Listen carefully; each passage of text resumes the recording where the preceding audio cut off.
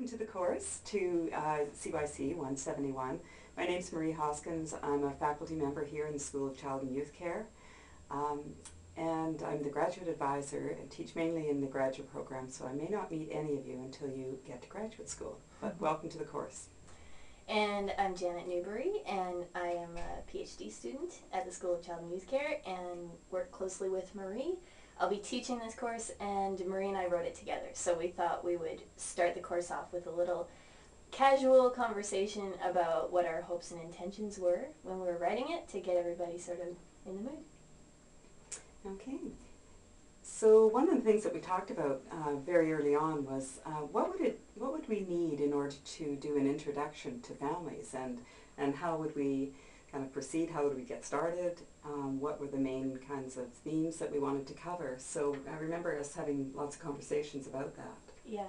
We were very worried about narrowing the idea of what family is, especially for a distance course. Everybody is working in different towns, different size towns, different capacities with different families, and we didn't want to speak to one notion of family and at the cost of all the rest, and so we wanted to find a way to make this a learning experience that could encompass all of your realities. Mm-hmm. Yeah, I remember that being important, and I also remember it being really important that we really broaden the concept of family, moving from what might have been perceived as a traditional family to some of the family configurations that occur in multiple locations internationally as well. Mm-hmm. So I know we wanted to keep the breadth of the course open to those kinds of experiences and ideas. Mm-hmm. Yeah. Also, another thing that we talked about a lot was child and youth care is relational, and that's why most of us study it because we like that. And so we were curious about how to make an online course feel relational. So that was another one of the things we struggled with at the beginning, how to make it feel like a process and not just a collection of readings and assignments. Mm-hmm. Yeah, that was rather than having posts like many of the courses do, you post your reactions and it's all text-based. We wanted the dialogical aspect of the course to come forward, so that's why you're going to have a learning partner that you actually talk to on the phone. So it's a little different from some other distance courses, and it's going to require a little bit more sort of organization and structuring of your time. But we really think that that's really well worth it because you can have a dialogue, and dialogues are different than just having a posting.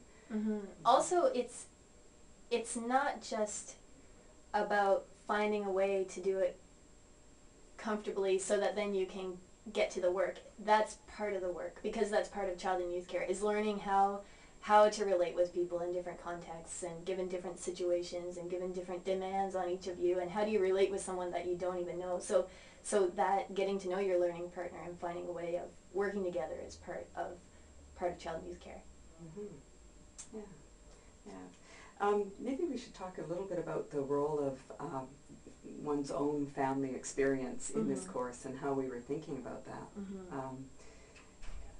I know one of the conversations we had was that it was really important to not sort of pathologize one's family of origin experiences, and we didn't want you to have conversations about everything that went wrong in the family.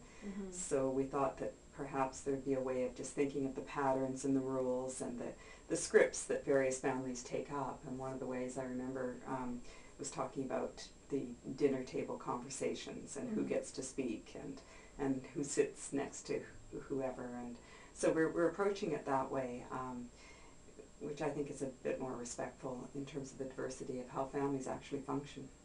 So it's not about judging one way of functioning in favor of another, but it's about understanding the multiplicity of family in general. And so we tried to design the assignments in that way also, so that it's the whole course from January until April is a process of opening up to more possibilities. So you'll see, if you look from the beginning of the outline to the end, the syllabus, you'll see it goes from current or individual understandings of family, and then it widens and widens and widens. Yeah, and it includes statistical information as well around demographics. So you'll get used to sort of going online and just checking out, well, what are the configurations of families in Canada and what are they internationally. Yeah. I had a conversation with a friend a couple days ago she was talking about her experience in university, and she said, I always thought they had the first assignment due 3 weeks in, so you could just take the first 3 weeks off. It never really occurred to me that I should start right from the beginning, and that's something that we really tried to incorporate this too.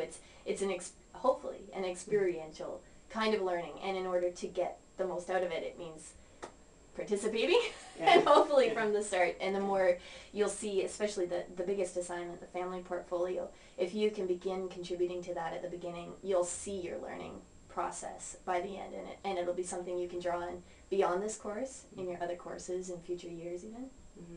Yeah, I think that portfolio is a really interesting way of setting a foundation, because in your second year you'll be taking another family that's just been developed actually, and it's very practice-based, but now students will have that to refer back to while you're taking that course, and also in your final year you'll be taking an integrated practice course that includes family and community and individuals, and so that's another way to add to this portfolio and keep it current. Yeah. Yeah.